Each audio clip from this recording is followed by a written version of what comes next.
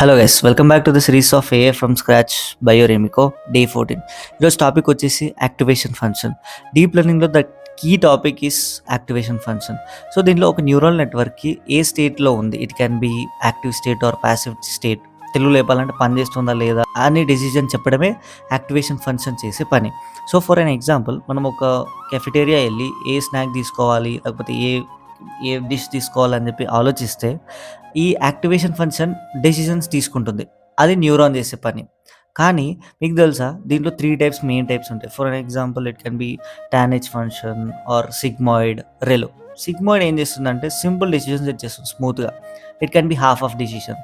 And tanh decisions 0 to 1 decision based ఉంటాయి. అది మనం మ్యాథమెటికల్ క్యాలిక్యులేషన్స్లో సాల్వ్ చేసేద్దాం, నా వాట్సాప్ ఛానల్లో ఉంటుంది. అండ్ తర్వాతకి the most important activation function, that is ReLU. ప్రతి సిఎన్ఎన్ మోడల్లో రెలు లేనిది అసలుకి ఏ ప్రాజెక్ట్ అవ్వదు. రెలు ఏం చేస్తుందంటే డైరెక్ట్ అక్యురేట్ రిజల్ట్.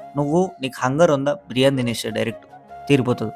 లేదు, నువ్వు ఓన్లీ జస్ట్ నార్మల్గా ప్రిఫరెన్స్, నాకు టేస్ట్ స్వీట్ తినాలని ఉందా, తినేసి ఎస్ ఆర్ నో అనే డైరెక్ట్ అక్యురేట్ రిజల్ట్ రెలు ఇచ్చేస్తుంది. And this is how activation function works. సింపుల్గా చెప్పాలంటే ఒక న్యూరాన్కి ఏం పని చేస్తుంది, యాక్టివ్ ఉందా ఆర్ ఏ డిసిజన్ తీసుకుంటుందని చెప్పడమే యాక్టివేషన్ ఫంక్షన్ చేసే పని. And thank you.